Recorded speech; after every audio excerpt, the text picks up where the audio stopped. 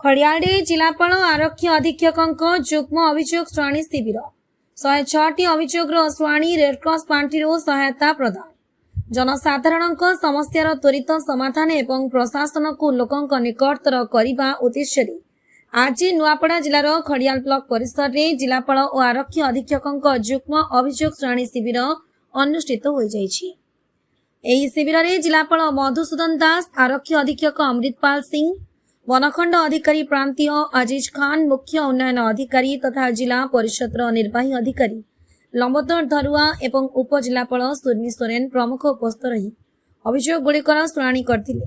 आजिर शिविर में 80 व्यक्तिगत एवं 26 गोष्ठीगत अभियोग समेत मोट 106 अभियोग पंजीकरण होइथिला।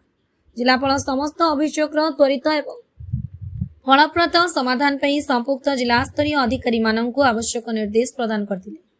शिविर में ममिता बानीछोर और धरणीधर पोढ़ को रेडक्रॉस पांठि 10,000 टंका लेखाएं तत्कालीन आर्थिक सहायता प्रदान करा जायतिला। सेहीपरि स्वच्छता क्षेत्र में उल्लेखनीय अवदान पर 2 जण व्यक्ति को स्वच्छ दूत सम्मान सम्मानित करा जायतिला। अभियोग श्रेणी शिविर उपलक्षे ब्लॉक परिसर में वरिष्ठ नागरिक मानक पई एक स्वास्थ्य शिविर एवं आयुष्मान आरोग्य शिविर मध्य आयोजन करा जायतिला। डेपुटी जिलापाल शेख नसीम शिविर परिचालन में सहयोग करथिले। एही अवसर में समस्त जिलास्तरीय अधिकारी, विभिन्न विभाग जंत्री, लाइन विभाग अधिकारी, ब्लॉक स्तरीय अधिकारी और कर्मचारी एवं विभिन्न गणमाध्यम प्रतिनिधि माने उपस्थित थिले। नुआपड़ा जिलारू ओम प्रकाश चौधरी रिपोर्ट, जिला खबर।